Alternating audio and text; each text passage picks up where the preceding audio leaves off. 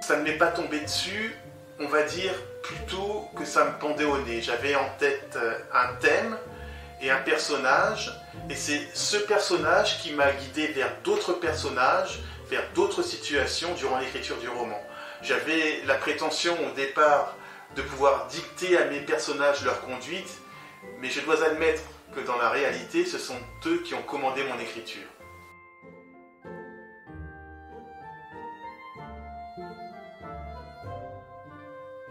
J'ai d'abord voulu qu'il n'y ait pas de temps mort dans le livre. Pas d'endormissement, pas de place à la léthargie pour le lecteur. Ensuite, l'un des objectifs poursuivis par le roman, parce qu'il n'y en a pas qu'un seul, était de montrer que, finalement, les grandes questions qui se posent aujourd'hui à l'humanité sont sensiblement les mêmes quelles que soient les époques, sur le sens que l'on donne à nos vies professionnelles, la valeur qu'on donne à l'argent, notre rapport à la mort, à la violence.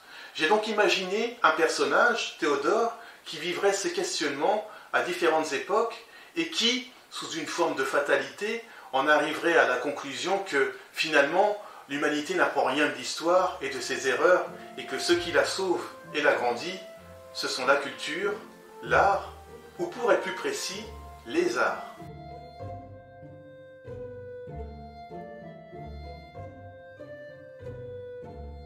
On a cette chance en littérature, quand on écrit un roman, de pouvoir faire admettre au lecteur une vérité, même abracadabrante, à partir du moment, bien sûr, où elle est bien écrite.